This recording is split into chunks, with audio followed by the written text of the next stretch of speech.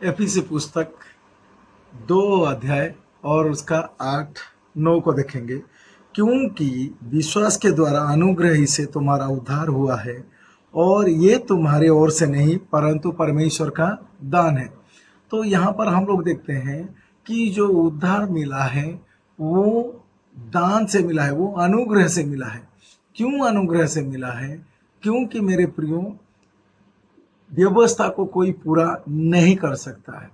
व्यवस्था को पूरा नहीं करने के कारण परमेश्वर का पुत्र यीशु मसीह क्रूस पर बलिदान हुआ और सबका पाप के लिए मूल्य चुकाया।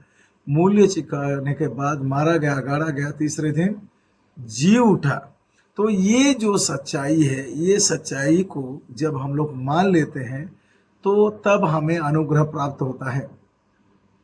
वो ये इसीलिए लिखा गया कि ये परमेश्वर का दान, कि इसमें किसी का काम नहीं, किसी का कर्म नहीं। तो हम लोग जो सोचते हैं कि हम लोग कुछ अच्छा कर्म करेंगे, हम लोग पवित्रता का जीवन जिएंगे, कि हम लोग चर्च जाएंगे, कि हम लोग दान दशमांश बपतिस्म लेंगे। ये जो हम लोग सोच रहे हैं कि कुछ करने से ही हम लोगों को उद्धार मिलेगा, वैसे नहीं है।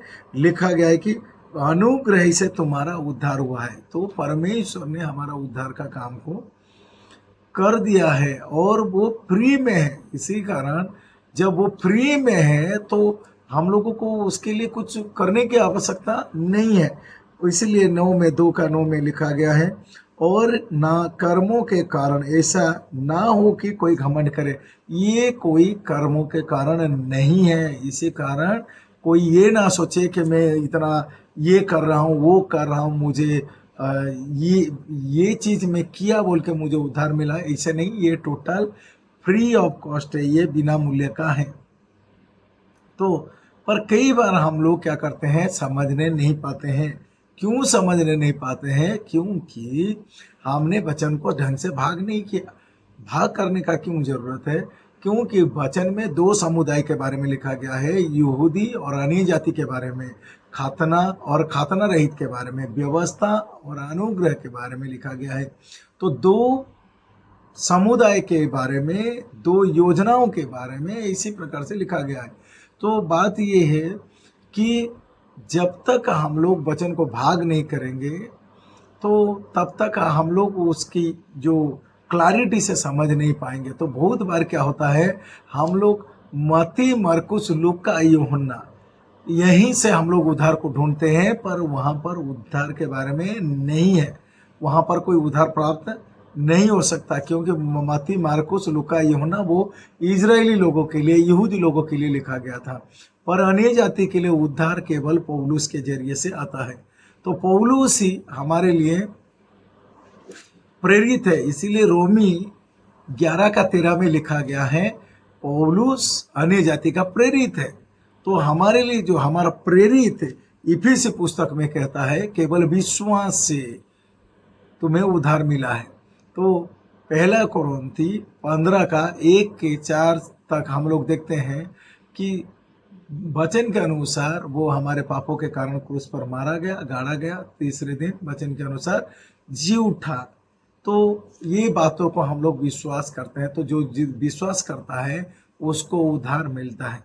तो समस्या है, कई बार हम लोग ये चीज़ को नहीं समझ पाते हैं। हम यीशु मसीह का आर्थली सेविकाई को, मत्ती, मरकुस, लूका, यूहन्ना में जो सेविकाई है, उसी सेविकाई को हम अपने ऊपर लागू करते हैं कि उससे उद्धार मिलेगा। वो मत्ती, मरकुस, लूका, यूहन्ना से कोई उद्धार प्राप्त नहीं कर सकता, क्योंकि वो यहूदी लोगों के लिए लिखा गया था, पर हम लोग अन्य जाति हैं। तो अन्य जाति के लिए पौलुस कहता है कि केवल आपको विश्वास करना है, हमारे लिए कोई कर्म नहीं दिया गया है। इसी हिसाब से केवल मानना है, और उतने से क्या हो जाता है, हमारे अंदर नई सृष्टि अर्थात उसका अनुग्रह काम करना चालू कर देता है। इसी कारण मेरे प्रियो, अनुग्रह को खरीदने का कोशिश ना करें, या अनुग्रह के लिए कोई काम काज ना करे, बल्कि ये मुफ्त में है और ये सबके लिए उपलब्ध है। वो यहूदी हो या यूनानी हो, अन्य जाति हो, वो सबके लिए उपलब्ध है। इसी हिसाब से हम लोग देखते हैं कि उस अनुग्रह फ्री का अर्थ ये है वो टोटल फ्री।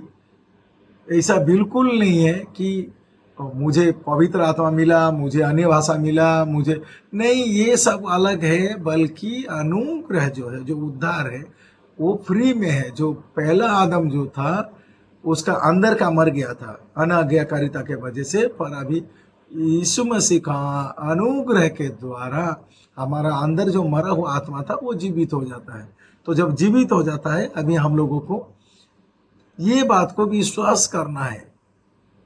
जीवित हुआ मतलब कि वो ठंडा या गर्म ऐसा कुछ नहीं लगेगा, या फिर करंट जैसे लगे, ऐसा कुछ नहीं है। ये साधारण सा बात है, हम लोगों को सिर्फ मानने की आवश्यकता है।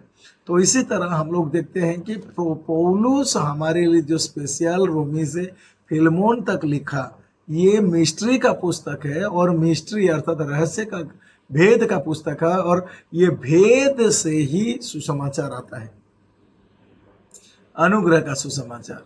तो पौलुस को छोड़ देने से और बाकी में अनुग्रह का सुसमाचार नहीं दिया गया, बल्कि बाकी पुस्तक जो है वो व्यवस्था का पुस्तक है। इसी कारण मैं आप लोगों को उत्साहित करता हूं कि अनुग्रह फ्री में है। केवल विश्वास करें और नई सृष्टि हो जाइए और परमेश्वर का मसीह का देह बन जाइए और परमेश्वर का स्वर्गीय योजना का भागीदारी ठहरिए।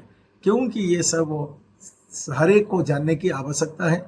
और रोमी से फिलमोन केवल स्वर्गीय बातों को नहीं बल्कि धरती का बातों को भी समझाता है। आप जैसे हैं किस तरह जीवन व्यतीत करना है, आपका परिवार के साथ किस तरह समय व्यतीत करना है, आपका जो जहाँ रहते हैं किस तरह आज्ञाकारिता के साथ जीवन जीना है, ये सारा चीज डिटेली लिखा गया है। इसी हिसाब से हमारा जो प्रेरित है वो है पौलुस है, जिसे स्वर्गीय बुलाहट दिया गया और जो योजना दिया गया उसी को हमें पालन करना है, ताकि हम लोग उस योजना को, उस प्लानिंग को हमारे जीवन में पूरा होते हुए देखें। मेरे प्रियो, मेरा विश्वास है कि अनुग्रह प्री में है। अब कौन सा जगह का हो, कौन सा संप्रदाय का हो, इसका कुछ भी मतलब नहीं है। यहाँ पर केवल ये सारांश ये है कि उद्धार मुफ्त में है, फ्री में है, और वो अंदर के लिए है। और अंदर नई सृष्टि हो गया है और बाहर आपको एक नया जीवन जीने का मौका मिलता है। धन्यवाद।